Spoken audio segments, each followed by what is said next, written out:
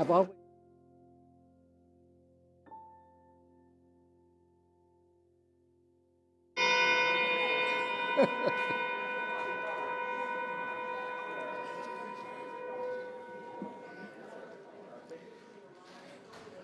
Good morning. I've always wanted to do the gong, and Tony's never let me, so this is fun. So good morning and welcome everyone to the Unitarian Universalist Congregation of Greater Naples. To those of you here in the sanctuary, it looks like there's not too many out on the pavilion, but and then of course those at home, and those that might even be watching a little later at home on a recorded device. So we're welcoming everyone, and my name is Cliff Wells. I'm pleased to be your worship associate today. Whether you're here, if you find another time to watch the recorded service on Facebook, please notice that that's also welcome too. How many of you are here for the first or second time? You? Really? Yeah. Oh, okay. Me too. This is how you introduce new members, right? Well, this is unusual. If you've been here the last 2 or 3 weeks, there are 10 or 15 people, so it's been incredibly rewarding to see how many visitors we've had. Today we're down a little bit on that. As always, we count those who have been here more than a few times to help welcome our guests. And I might add parenthetically that name tags are important to our welcoming process. I want to encourage you all to get back in the habit of wearing a name tag every week. Paper name tags like this are for people who are visitors that are seriously looking at UUCGN as a potential long-term relationship. There are other name tags just for your friends from out of town that are visiting with you as guests and that sort of thing. That also identifies them as people we want to welcome, but it solidly gives you an idea of how to recognize these people and what's appropriate in the welcoming. Now, the other thing that's important is to recognize that those of us who are graying, like what's his name over here, and people who are balding, like moi, may need some help in recognizing new members. Old members, even though I don't know what's happening here. Coming apart. Yeah, I thought that was me coming apart.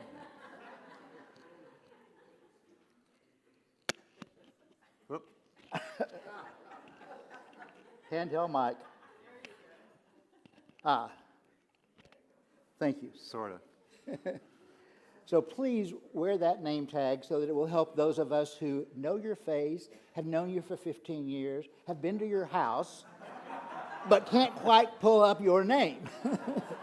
So please wear your name tags every week. Thank you so much. So our mission and vision statement is printed on the back of your order of service, so please get a chance to look at that if you're new or need to be refreshed in that regard. And if you have any interest or questions about UUCGN, please speak with Tony or myself after the service. And now it's my pleasure to welcome and introduce to our visitors our much appreciated minister, Reverend Tony Fisher. Great. All right. Great. Thank you, and thank you for being here. I have tremendous gratitude for this day. What a day. What a week we've had. For all of you here and there and everywhere. I have specific gratitude this morning for our strategic planning task force, who you will be joining after the service today here in the sanctuary to take that next step in the process of congregational planning. So thank you to Al Curran, Martha Cornell, John Newton, Tabitha Stadler, Jim Tice, Ron Baldwin, Lisa Nickerson, and Chris Cowan, and earlier Cliff Wells, for their tremendous work this year and pulling together, listening to you in various formats and pulling together what they'll be presenting today, looking for your feedback. So let's give them all a round because I think it's been great.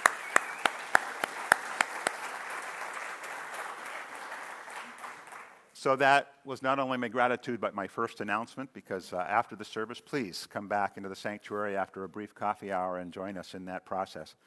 It promises to be fun and informative. Okay, so we're in the beginnings of our fundraising for the Weekend Meals program. And last week, Missy Cowan was in front of you telling you the story of this program. Many of you have been contributors in the past, but if you don't know, this is a program of the congregation where we pack meals every Wednesday during school year for kids that are experiencing some food scarcity in their families, and they take those home and share a lot of what we pack over the weekend, primarily so they can continue to have some energy around their studying. We don't know if that actually works or not, but we hope that it does. And if you are interested in donating, then we have different possibilities for you. A donation of $325 will feed one family for the year, the school year, over the weekend. 175 donation would be half of that, and then you could share that with another member of the congregation. Any donation of any size is really valuable. So this is a self-funded program. If you haven't been participating, please see Missy. She'll raise her hand right now and show you where she is. If you haven't participated in contributing, then I hope you'll do that as well. So that continues today, and we have a lot of grateful kids who send their thanks to us. That's just one picture of many that we appreciate as they appreciate us. Strategic planning after the service. The music committee will be tabling after the service as our committees continue to rotate outside so that you can get to know what our committees are doing, what they do and what they are doing during the year. Today in the Menaker Gallery, a new exhibit is open, a 50th celebration exhibit featuring our UUCGN member artists. So make sure you go down and check that out. The bus to the vigil at the Everglades will be leaving at 2 o'clock, as usual, outside our door. I'll be on it. If you'd like to register, go to freedomvigils.org. Wonderful Wednesday this week is another 50th anniversary event with the Garden Crew, presenting a history of the Memorial Garden and update on what's going on today with people, plants, birds, and butterflies. It's going to be a great evening, so I hope you'll come for that. That starts at 6 with a Vespers and a shared meal and a great program. Next Sunday after the service, we're asking members, not just asking, but hoping, demanding, I don't know. Members, again, stay in the sanctuary. We will have our annual meeting where we'll vote on our next board of trustees, our endowment board. We'll have a couple of bylaw changes, and we'll vote on the budget. Very important meeting with a couple of reports. We'll try to make it fun as well. So Tom Menaker is our DJ for the morning next week. So after the service, if you're interested, also in conjunction with that, tomorrow night at 7 o'clock, there's a Zoom where if you're interested in the proposed budget for 2027, we do a lot of the upfront work on the budget during a Zoom meeting the Monday before, so that we can get a lot of that conversation out of the way. If you're interested in learning about next year's budget and want to participate in that, please let the office know, and you'll get the Zoom link for tomorrow evening, 7 o'clock vigil, that will be given by the Finance Committee. Now, let's take a deep breath and center ourselves for our time together with the morning's prelude.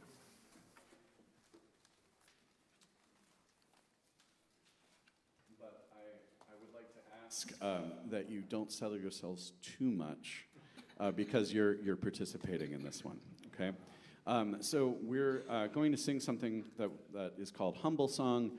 It's by a group called Odamin Singers. They're a group of Indigenous women in Ontario, Ojibwe, and they made this really cool song that is kind of like a ceremony where basically you're saying we have to humble ourselves, starting with the Creator and then working their way down to insects, like the crawlers, it says.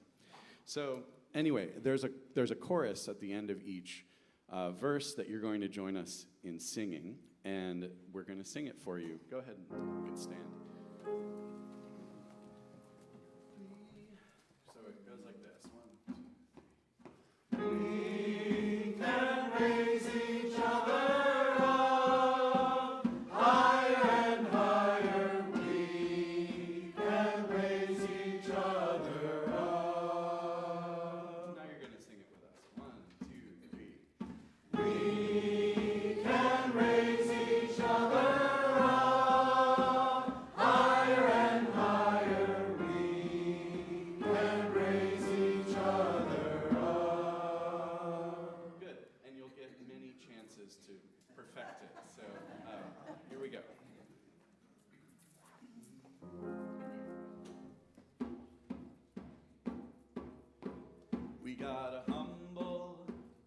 ourselves in the eyes of our Creator.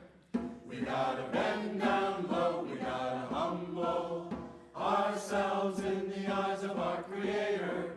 We gotta know what she knows. We can raise each other up higher and higher. We can raise each other up. We gotta humble ourselves in the eyes of our elders. We gotta bend down low, we gotta humble ourselves in the eyes of our elders. We gotta know what they know. We can raise each other up higher and higher. We can raise each other up. We gotta humble ourselves in the eyes of our children. We gotta bend down low, we gotta humble ourselves in the eyes of our children. We gotta know what they know. We can raise each other up higher and higher. We can raise each other up.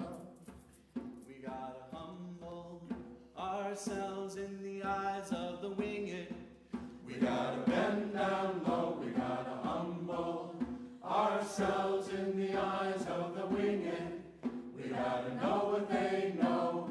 We can raise each other up higher and higher. We can raise each other up. We gotta humble ourselves in the eyes of the four-legged. We gotta bend down low, we gotta humble ourselves in the eyes of the four-legged. We gotta know what they know. We can raise each other up higher and higher. We can raise each other up. We gotta humble ourselves in the eyes of the swimmers. We gotta bend down low, we gotta humble ourselves in the eyes of the swimmers. We gotta know what they know. We can raise each other up higher and higher. We can raise each other up. We gotta humble ourselves in the eyes of the crawlers. We gotta bend down low, we gotta humble ourselves in the eyes of the crawlers. We gotta know what they know. We can raise each other up higher and higher. We can raise each other up higher and higher. We can raise each other up.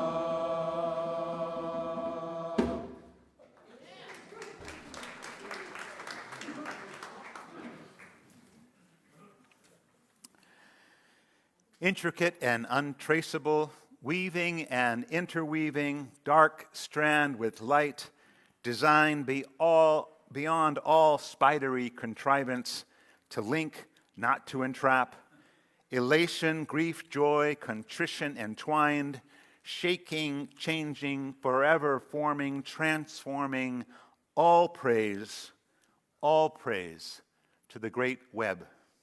Please join me in the chalice lighting response on the screen and in your orders of service. With reverence, we honor the great web of all existence, and with humility, we acknowledge our place in it.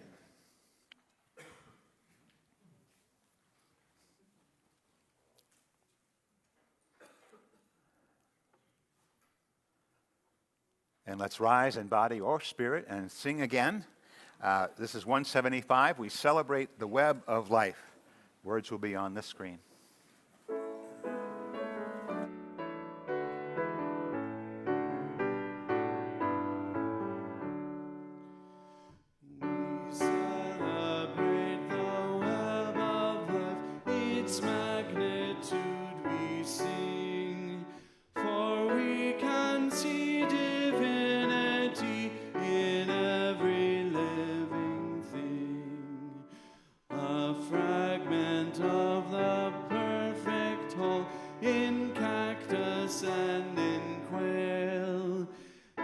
much in tiny barnacle as in the great blue whale. Of ancient dreams we are the sum, our bones link stone to star, and bind our future worlds to come with worlds that were and are. Respect the water, land, and air, which give all creatures birth. Protect the lives of all that share the glory of the earth.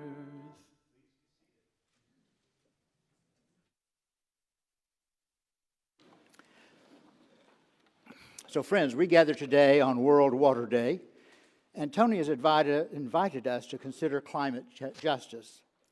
I want to start with something spiritual because, to me, climate justice is ultimately a spiritual imperative, and I think that most of you agree.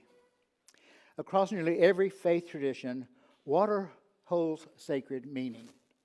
First, it's the source of life itself.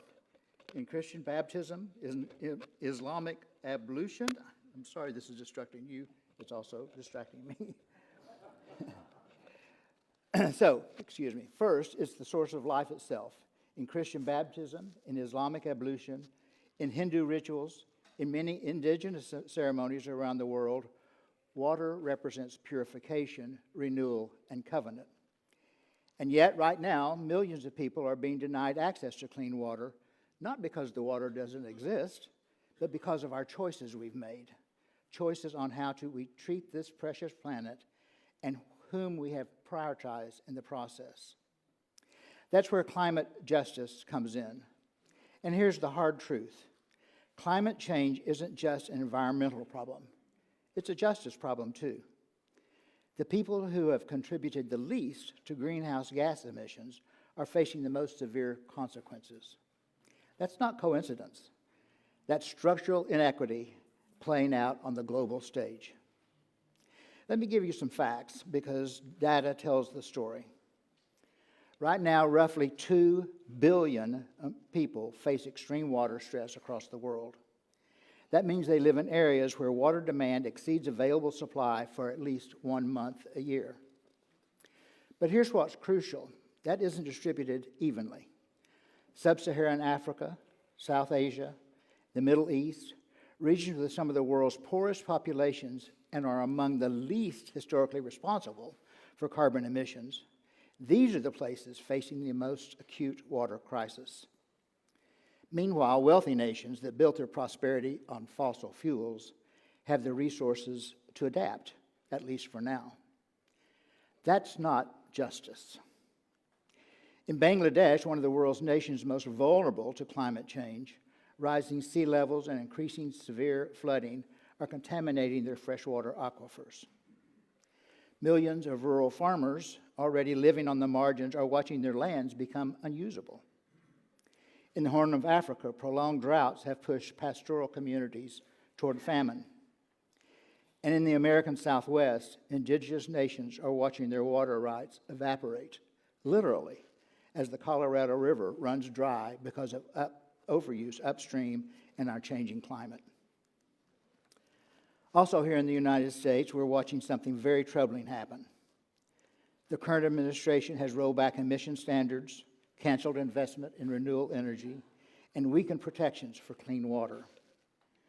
We're moving backward at precisely the moment that science tells us we need to be moving forward urgently. But this is where faith and action intersect. Spiritual conviction without action is incomplete. If we truly believe that all people have inherent dignity, that all life has value, then we must act on that belief. Climate justice means that demanding of our leaders protect clean water and clean air for everyone, not just for the wealthy and our polluting allies. It means supporting policies that transition us away from fossil fuels rather than promoting dirty carbon resources. And it means standing with vulnerable communities, not abandoning them. So what does that look like practically? It means educating ourselves on the issues, It means voting with climate justice in mind, i.e. for candidates who believe in science, not the objectives, not the oligarchs who pump or resell carbon-based energy products. It means supporting organizations working on water access and climate resilience in communities. And it means holding our leaders accountable when they roll back protections that keep us and our planet safe. I'm looking at your administration, Mr. Trump.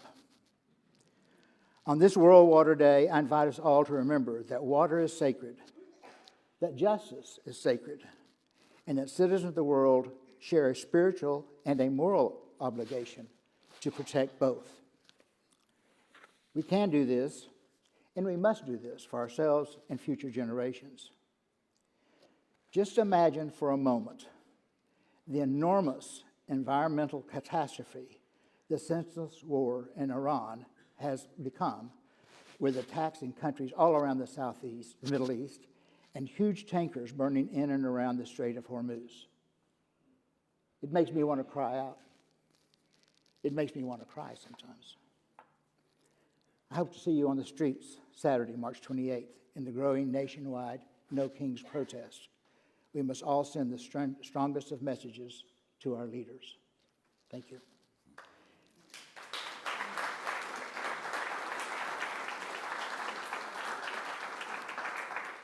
If my passionate remarks seem inappropriate to you at this time and in this place, please accept my apologies. Let's remain seated and sing together our centering hymn, There's a River Flowing in My Soul.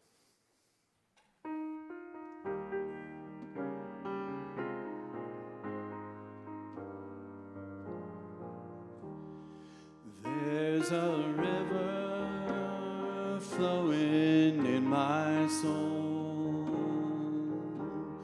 There's a river flowing in my soul, and it's telling me that I'm somebody.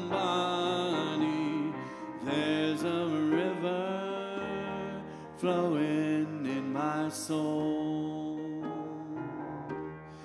There's a river flowing in my heart. There's a river flowing in my heart, and it's telling me that I'm somebody. There's a river flowing in my heart. There's a river flowing in my mind. There's a river flowing in my mind, and it's telling me that I'm somebody. There's a river flowing in my mind.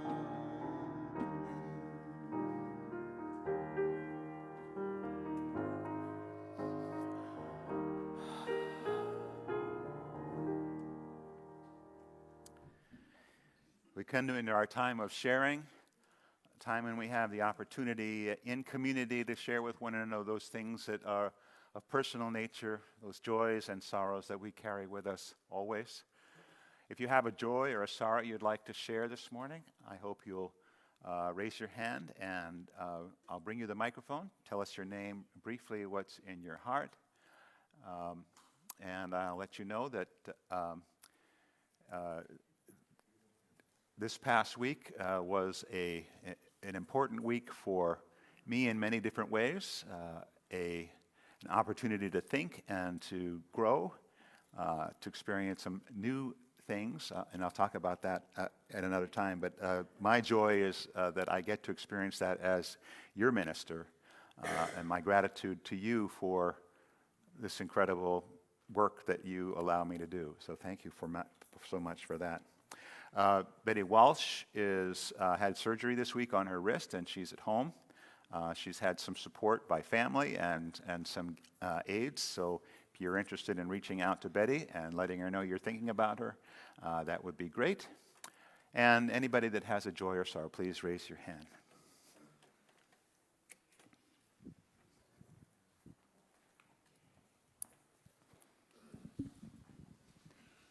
Yeah, I'm Bill Pettinger, and I've had a great joy throughout my life of participating in medicine and the perfection of medicine that's common throughout the United States. Now, this morning, there was a succinct description of the structural defects in our healthcare system that I've never seen so adequately expressed.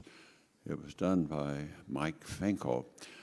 And I wish that you would take this very seriously and communicate beyond, and really possibly make this a viral thing go. Thank you very much, Michael. This way. Go there. Pass it. Hi, I'm Cindy Collins, and I have a joy and a sorrow, actually. My husband is Australian, and he's just gotten his permanent residency visa, and he arrives Wednesday. So it's a great joy. We've been going through this process for 3 years, so yeah, it's really a joy. My sorrow is that I fear I can't go to the No Kings demonstration for fear I'll be seen and ICE will come take my husband away. So it's a sad statement, but Thank true. you. Yeah, I'm going to pass that back to Ramona. Thanks, Frank. Hi, I'm Ramona Hoffman, and my joy is really about the appreciation that I have for being here at UU. I come on Tuesdays to volunteer in the garden, and it's been my opportunity to set the chaos and rage aside and just have moments of peace, and I just really appreciate that opportunity. Thanks, Ramona.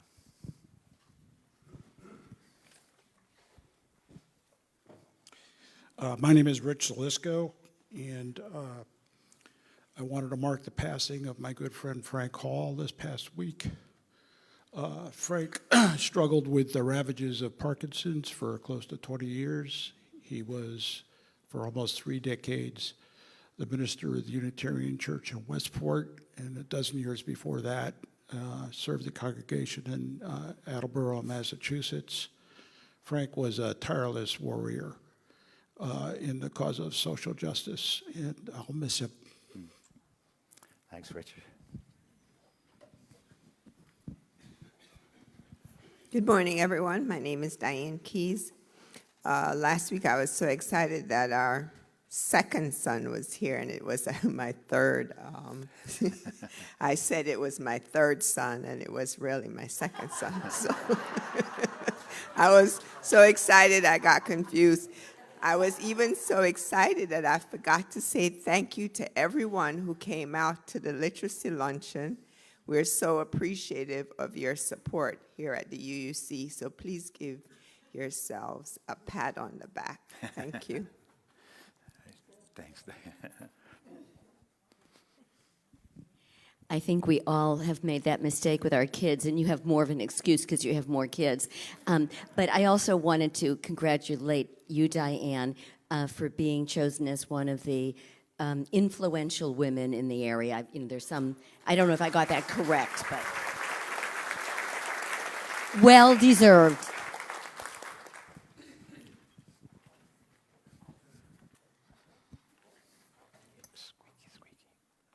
Yeah, I'm Jean Goldberg, and I just cannot believe in all my 79 years on this earth, I've never experienced more dystopia around us. So I don't know, this isn't really advice to you, but it's just my own personal experience is that I think the way to survive is just gratitude. Just gratitude for what we have. Gratitude for all of you. Gratitude for friends.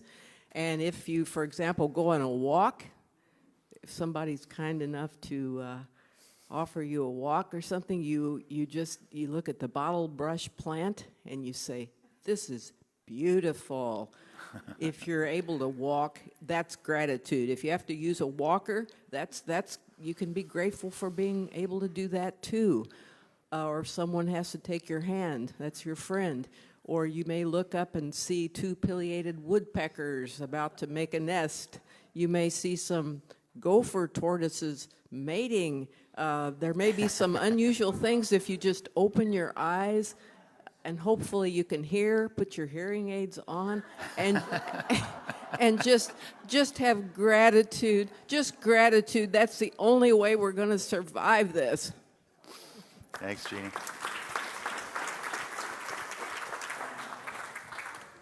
Hi, my name's Elizabeth Morell, and I was looking for Michael Finkel. I was amazed at his presentation last week, and we need to have conversations about medicine for profit because it's devastating rural communities and really, really hurting people. And we need to have a conversation about the language we use when we talk about sick people. And we ought to understand that we need to heal body, mind, and spirit. And I'm so proud of the reading programs we're having because we have a reading crisis in this country.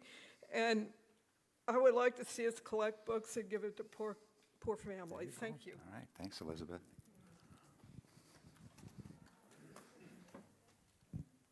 Hi, I'm Peg. This is Dave. We're from Scarborough, Maine.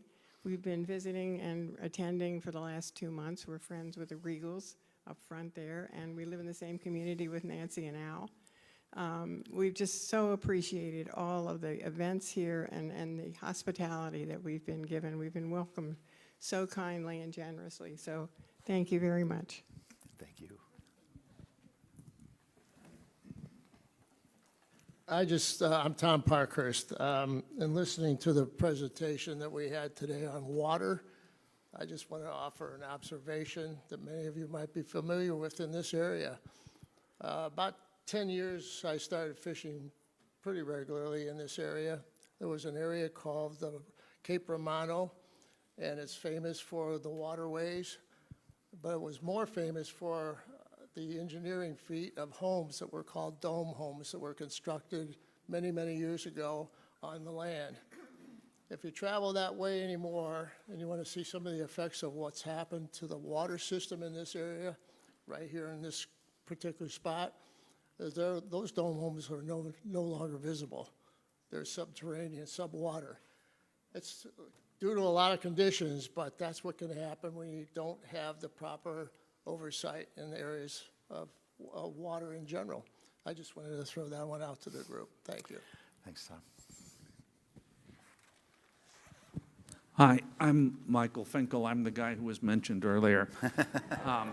And my joy is that the forum was well attended, the forum was well received, and I threw down the gauntlet to the community in the letter today because the only way we can overcome the massive amounts of dollars that are going to be spent to preserve what the few are taking out of health care without providing anything to our health is with the massive amount of voters and the massive amount of people writing letters. One letter doesn't do it. I challenge the congregation to look upon this as another vigil. We need people to speak up, and my forum PowerPoint is a reservoir of material that you can all access. You just have to talk with Anna. It's available to everybody. And what I say is don't write an omnibus letter. Pick one thing out, relate it to yourself, and be firm that you're not going to put up with this anymore. Thank you.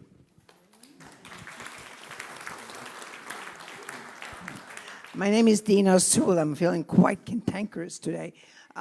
Cliff, thank you for your presentation, but you did not talk about what we can do as individual and as a Well, congregation. Just wait. What are we doing here?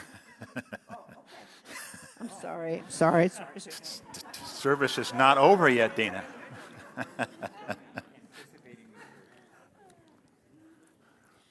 Hi, I'm Marion Regal, and Bill and I celebrated our 38th anniversary this week. Woo.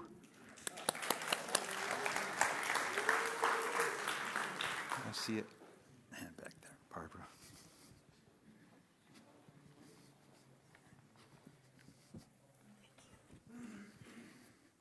Hi, I'm Barbara Freeman, and I wasn't going to say anything, but I'm going to. I'm grateful that Abby talked me into joining the Master Singers last summer, and last night we had the world premiere of something called A Witness, and we're performing it a second time in Bonita tonight. It's amazing. We have a 3-time Grammy winner singing Swing Low, Sweet Chariot, and it's just beautiful, and it was very, very moving to be a part of it, and I'm very grateful. Thank you. Abby can give you more. 4 o'clock today in Bonita Springs, and Abby can give you the details. Thanks, Barbara.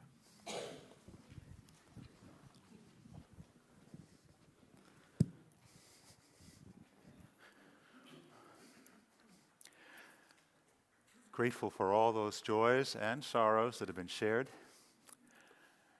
We remember also those joys and sorrows that have been left unspoken. Everyone here should know that you have a community with you, beside you, in front of you, with you all the time. Let's join in the spirit of meditation.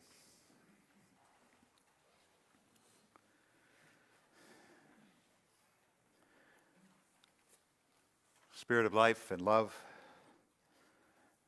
we come together on this day to remember this earth is our home, but not just ours. The land we live on, the water we drink, this air we breathe, the ancient mountains that hold us steady to our ground, the forests that give us their healing fragrance, the flowers that give us their beauty, and the fields that give us our daily bread.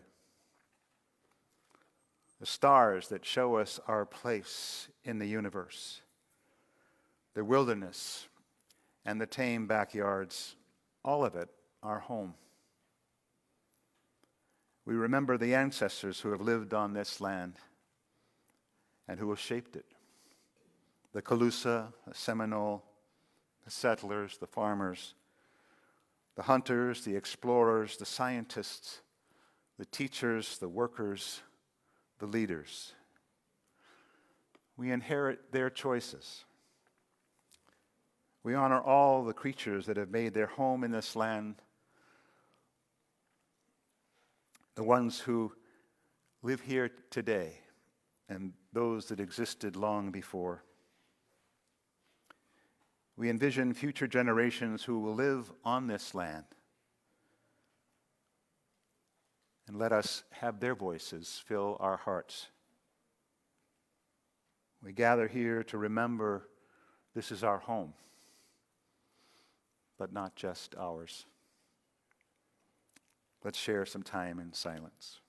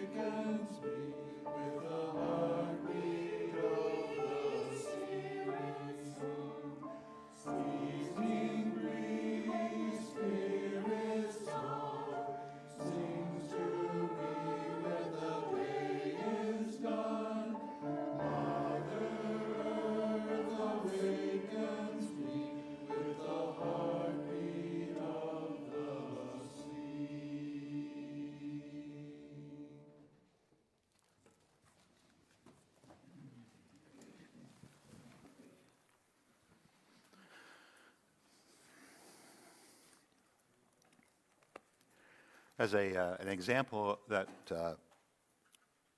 we continue learning throughout our whole lives. I just realized this morning that if I turned my iPad sideways, that the words would be bigger on my screen.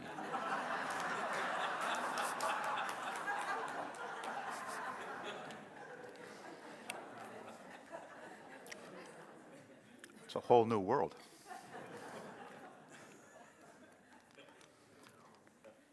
"12,000 years ago, when humans first arrived in this area, they found a very different place than what we know today. It was the end of the last ice age, and while the oceans were rising, they were still 200 feet lower than present day. The Florida Peninsula was more than twice its current width, with a significantly cooler and drier climate. Instead of the expansive wetlands and water-rich ecosystem that we experience today, the landscape back then was dominated by sand dunes and dry savannas, and was home to a wide array of now extinct mammals, mastodons, saber-toothed cats, camels, giant ground sloths. A low, sandy ridge of hills down the center of the peninsula was all that was left of islands that existed when Florida was mostly underwater 2 million years ago. As the last ice retreated north 10 to 12,000 years ago, the climate began to warm steadily, and a new weather pattern emerged, bringing warm tropical air from the south and east during the summer in a recurring, persistent, monsoon-like rhythm that filled the landscape with about 60 inches of rainfall annually. Lake Okeechobee was formed about 6,000 years ago, and the waters that collected there joined the ever-increasing flow of water moving from inland highlands across the land to find an outlet in the sea.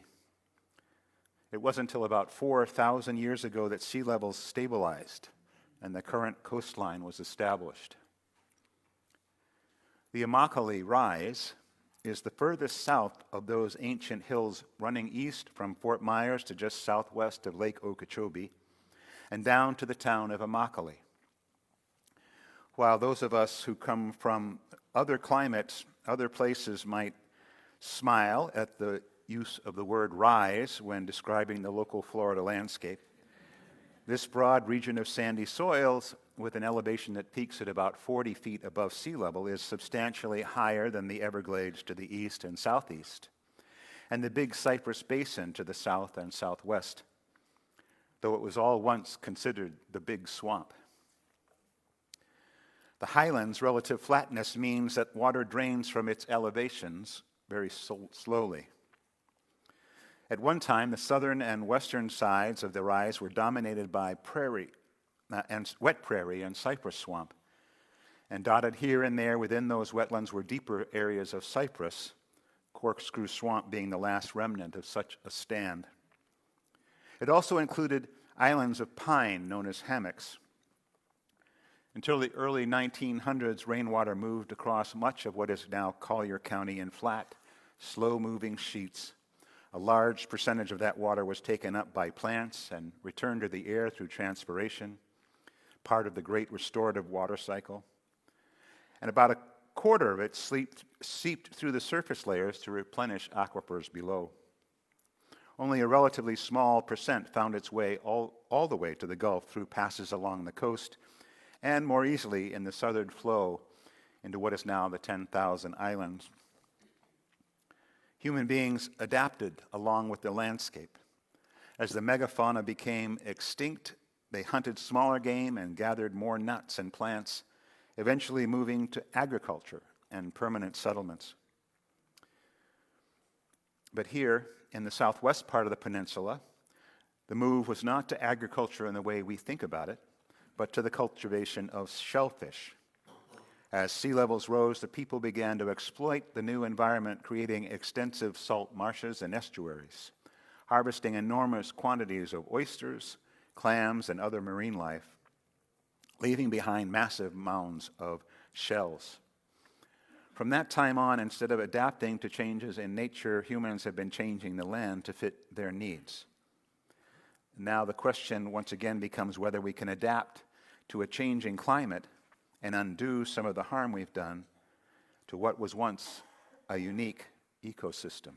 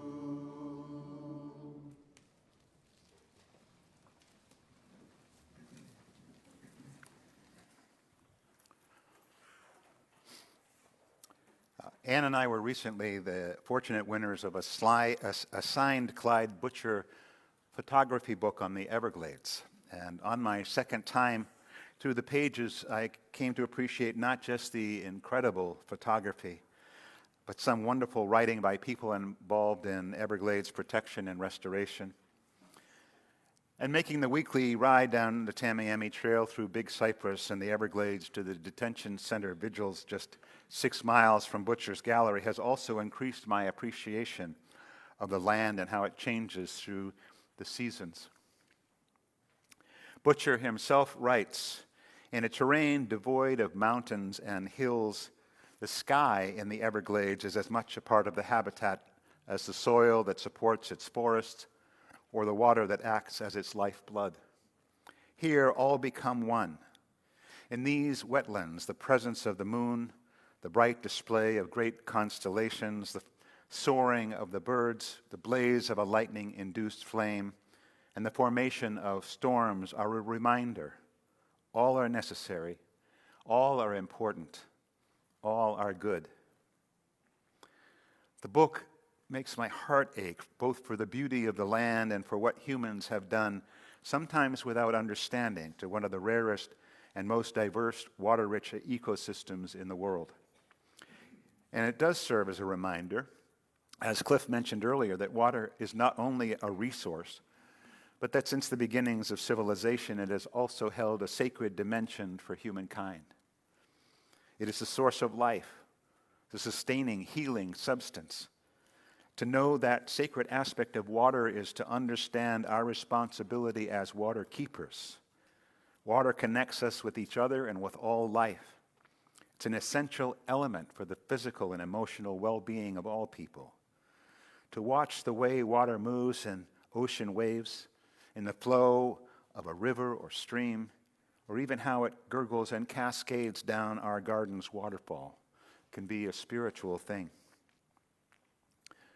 Understanding that the web of life of which we are part needs fresh, clean water to survive and flourish, we must see and feel that access to this resource is an important right that should not be denied to any creature and it should not be commoditized.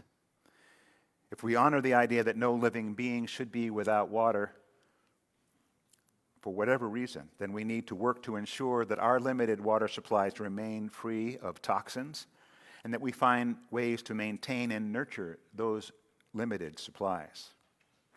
News about the water crisis in these days is being drowned in a sea of oil, as our administration seems to be focused on supporting the fossil fuel industry and controlling as much of the global. Solomon has a different idea. He writes that every era has been shaped by its response to the great water challenge of its time. And so it is unfolding on an epic scale today.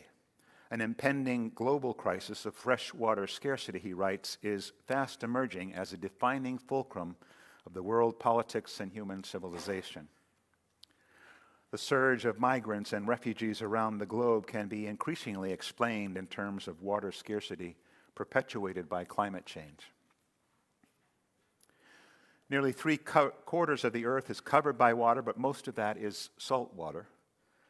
More than 97% of all Earth's water is in the oceans, which means that less than 3% of the Earth's water is fresh. And more than 2/3 of that fresh water is locked up either in polar ice and glacial ice, where we really desperately want it to stay, or it rests below us in the Earth's aquifers, many of which are inaccessible or currently unusable as sources of potable water. Less than 1% of all the fresh water on Earth, which includes the springs, the streams, the rivers, the lakes, the available water and aquifers just below the surface, less than 1% is available for the daily survival of all the land-based ecosystems in the world, all plants and animals, including human beings. And this relatively small amount of accessible fresh water is not evenly distributed, as Cliff mentioned.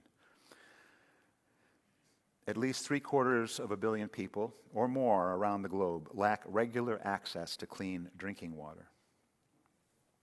Fortunately, there are local solutions to many of these areas that involves helping local populations learn how to install and maintain simple water filtration systems so that they can draw from more immediate water sources without traveling great distances. However, as Stephen Solomon points out, this story is being played out around the globe in a much larger scale. Despite all the news coming from the area, water continues to be a major issue in the Middle East, where 15 of the 20 most water-stressed countries exist. Driven by climate change, rapid population growth, and mismanagement, the region faces extreme shortages, with over 60% of the population having little access to safe water. Critical reliance on dwindling aquifers and, in the Gulf, desalination infrastructure. It leaves nations vulnerable to shortages and conflict. Countries like Iran and Iraq are looking to that day when there is no water available to them. Water shortage is also a foundational driver of Sudan's humanitarian crisis, acting as both a primary cause of instability and a weapon of conflict. While not the only cause, water scarcity exacerbates food insecurity, triggers displacement, fuels intercommunal violence, and facilitates the spread of deadly waterborne diseases like cholera. And now we begin to see the effects of climate change in our own country. 100 years ago, roughly 61% of the wells tapping aquifers in the United States were free-flowing, including those here in Florida. Today, that number has dropped to roughly 4%, indicating a massive loss and pressure due to increased extraction from the aquifers and reduced recharge. And this has been playing out, as Cliff said, in the western states, where extensive drought has been causing political and economic strife. Many western aquifers have been overused and are near collapse, forcing agricultural cutbacks, drastic lowering of reservoir levels, a reduction in hydroelectric power generation, and threats to urban and water security. Though we seem surrounded by water here in Florida, especially in the rainy season, roughly 50% of Florida's original wetlands, so essential for recharging the aquifers, have been drained or altered over the past century. Eric Eichenberg of the Everglades Foundation suggests that America's Everglades are on life support. Increased urbanization has replaced natural permeable habitats with asphalt and concrete, preventing rainwater from filtering down underground. And the aggressive use of those aquifers to provide for an ever-growing population will soon be, if they're not already, creating problems. Groundwater withdrawals increased from 630 million gallons a day in 1950 to about 3.6 billion gallons a day today. And average flows from Florida's many springs, which are direct indicators of aquifer health, have declined significantly. The Florida Springs Institute has stated that groundwater extraction in Florida needs to be reduced by 50% or more to restore the average flow from its springs to something close to their previous levels. Add to that the increased level of fertilizer use and pesticides flowing into the system, and the coastal intrusion of salt and brackish water into freshwater aquifers, rivers, and soils. And you can see that the problems will only get worse over the next few decades unless we do something to change our usage and find other sources. Today, rain that falls on the Immokalee Rise still finds its way to the Gulf, but not by means of any slow, natural, and unimpeded flow. Instead, as Eichenberg writes, a century worth of dredging, draining, and rerouting water has siphoned the river of grass to a mere trickle, even as development has devastated its footprint.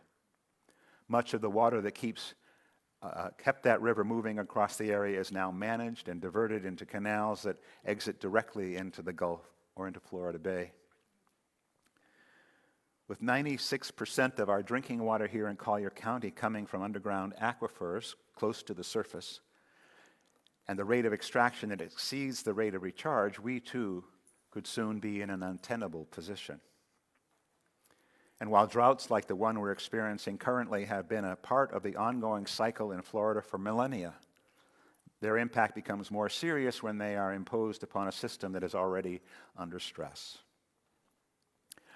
And given all this, it's hard to understand how we could take water for granted, except, of course, that we've all gotten used to the reality that water, hot or cold, filtered or not, is there simply at our fingertips day and night, whenever we want it, simply by turning the tap. As Cliff suggests, our values are clear. If we respect the worthiness and dignity of all people, if we believe in the interdependence of all things, we have a responsibility to our fellow humans and to the flora and fauna we share this planet with to act. Wait a little bit longer.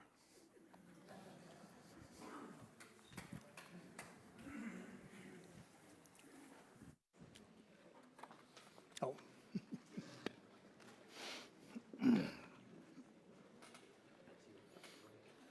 It's me. So thank you, Tony, for adding those excellent exclamation points to what is probably our direst threat and most underreported in this time of global upheaval. So this is a special time in our service, a time to respond to who and what we are. This community, its staff, this lovely facility are havens of rationality.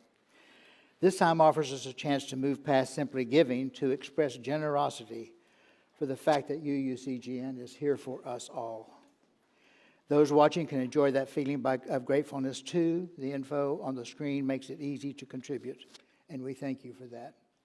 The ushers may now come forward to accept your generosity.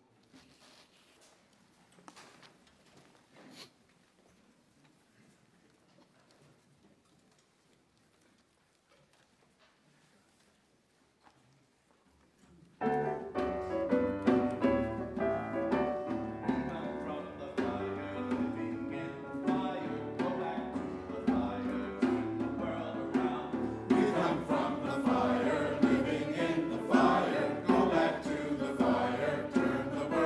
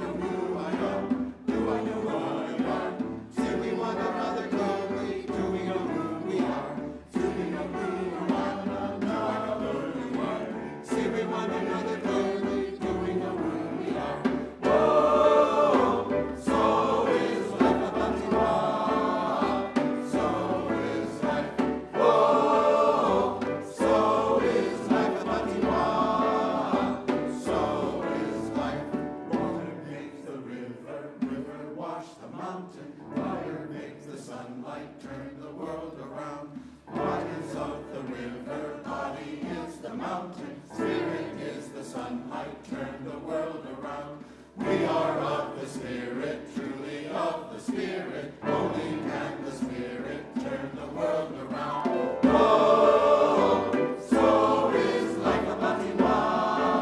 Ah, so is life. Oh, so is life a Batiwa. Ah, so is life. Oh, so is life a Batiwa. Ah, so is life. Oh, so is life a Batiwa. Ah, so is life.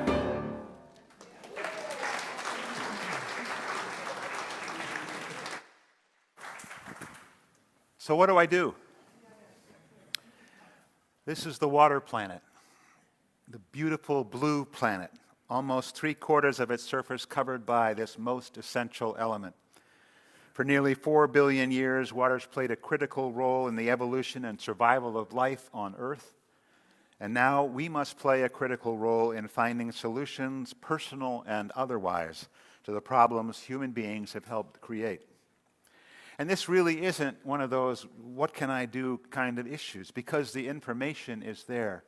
Joe DiVincenzi lent me a book this week called Your Water Footprint. And just like we have a carbon footprint, we have a water footprint. It talks about the amount of water that's required for many different things. Did you know it takes 56 gallons of water to produce an egg?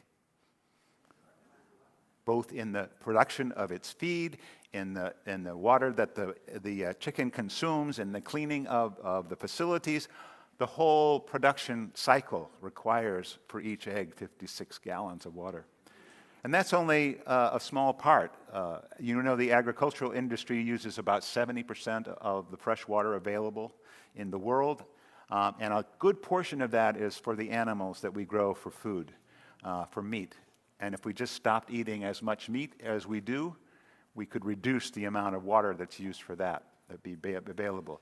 The idea that the water cycle continues and that amount of fresh water that's here will always be replenished is not true, because many of the industries that are using the water create the kind of outflow that is not usable either in a short amount of time or even in a long amount of time. Did you know, for example, that the fashion industry, the clothing industry, is the second most water-intensive industry, and it's responsible for 4%. And think about how much that is, 4% of the world's fresh water usage.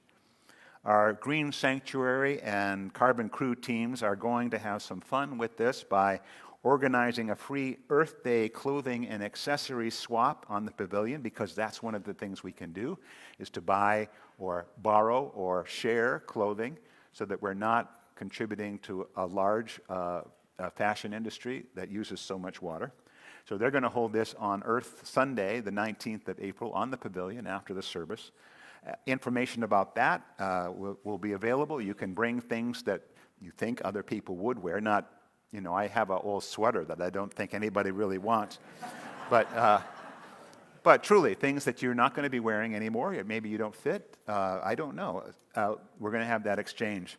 Just as an instruction and sort of an example of what we can do to get a little bit of muscle memory around it. And as I said, information about the choices we can make to reduce our water footprint and save money are readily available. The book is a wonderful resource, Your Water Footprint. And it's really about smart solutions and changes rather than sacrifice and self-denial. How much each of us is willing to do is always the biggest question. Let's join in body or spirit in our closing hymn, which may be an answer for you, for the earth forever turning. Please rise. For the earth forever turning, for the skies for every sea, for our lives, for all we cherish, sing we our joyful song of peace. For the mountains, hills, and pastures in their skyland majesty, for the stars, for all our heavens, sing we our joyful song of peace. For the sun, for rain and thunder, for the seasons' harmony, for our lives, for all creation, sing we our joyful song to thee. For the world we raise our voices, for a home that gives us birth. In our joy we sing, returning home to our blue-green hills of earth. Deep peace of a quiet rain to you. Deep peace of a flowing stream to you. Deep peace of a calm lake to you. Deep peace of the ebbing tide to you. Deep peace of the running wave to you. Go in peace, go in love, and walk humbly on this earth.